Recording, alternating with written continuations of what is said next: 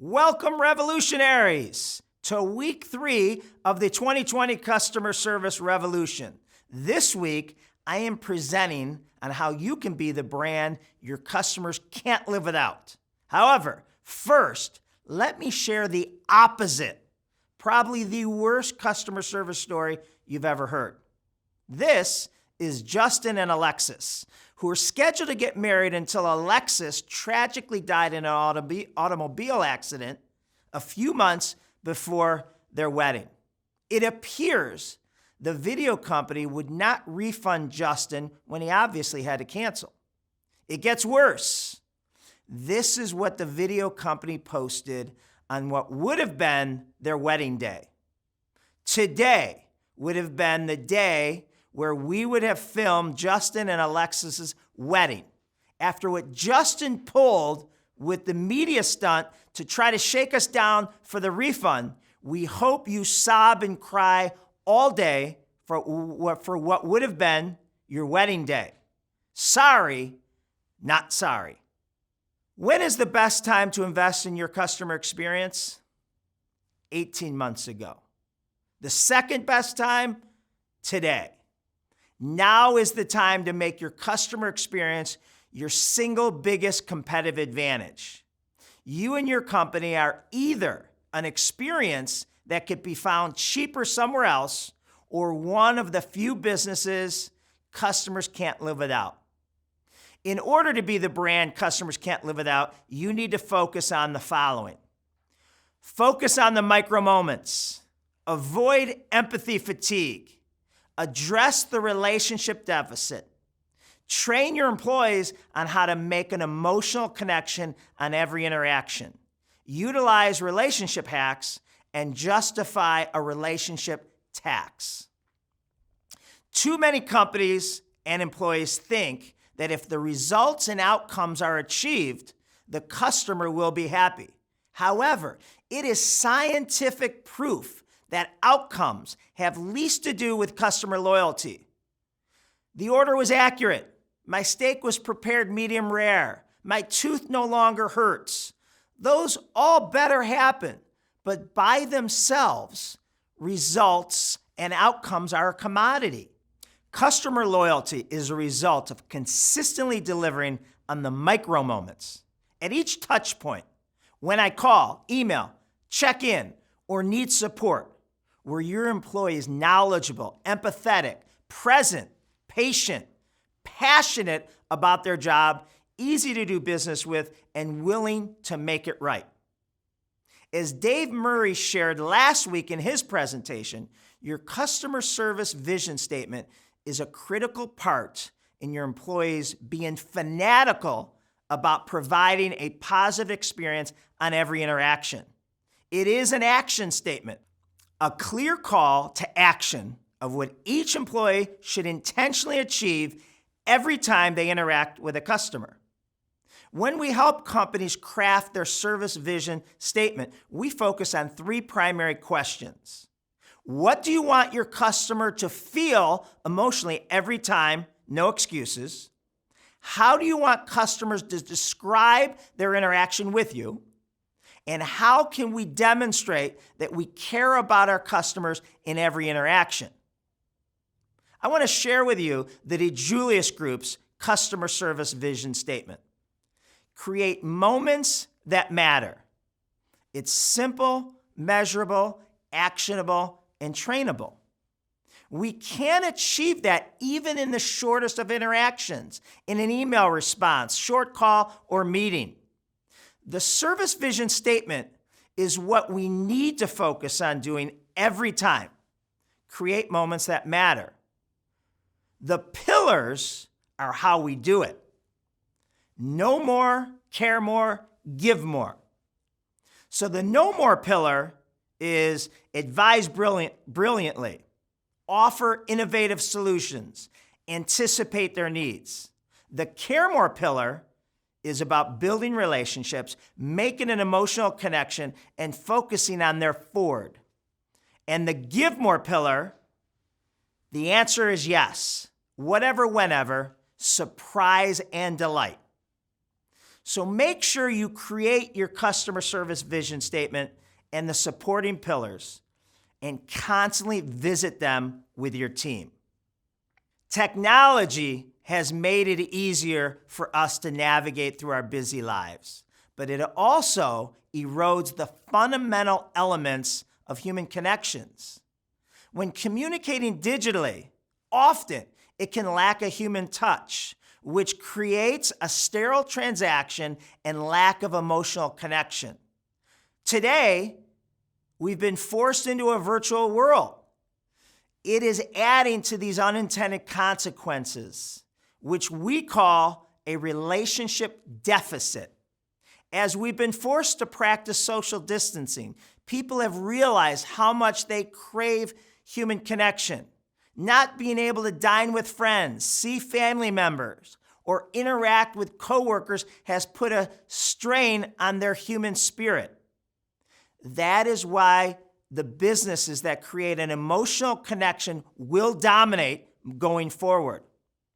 In the first business I started, John Roberts Spas, I have some hairstylists who are some of the most technically talented hairdressers on the planet. And I have some other ones that are pretty good, but technically don't hold a candle to the first group. Yet, some of the less technically talented hairstylists are completely booked out for weeks, even months, way more than the more talented ones. Why? Because of their relationship building skills. I want to talk about empathy fatigue. Empathy fatigue usually occurs in industries that constantly deal with customers who have high emotional pain, like funeral homes, behavioral therapy, and oncology. However, with today's world, every business is dealing with customers who have high stress and anxiety, which results in our employees feeling emotionally and physically drained, leading to a diminished ability to empathize or feel compassion for others.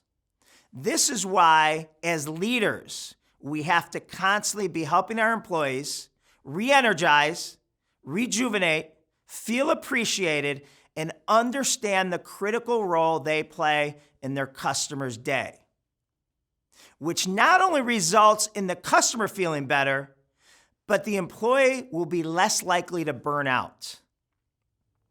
The number one best customer service we can provide is being a positive escape with every person we come in contact with.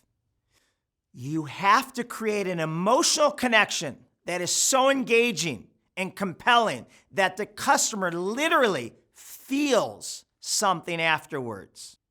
What drives today's customers are emotions and feelings, some of which can't be expressed in words and are triggered unconsciously. The most important element in a customer choosing who they buy from is how a brand makes them feel. Companies like Apple don't sell a product. They sell a brand that embodies a delicate mix of dreams and aspirations. That's why Apple ads don't show product features like memory, speed, or device weight. The commercials are designed to provide sensory stimulation. So how do you create an experience and train your employees to provide it? Examine every touch point in the customer journey to see if you've built in the feeling of cared for. It is all about finding the conversation gift. There is a gift in every conversation. If you look for it, you will see it. By now, most of you are familiar with Ford and probably have implemented it in your business. Now more than ever, focusing on Ford during conversations, especially virtually, is critical, and it is easy.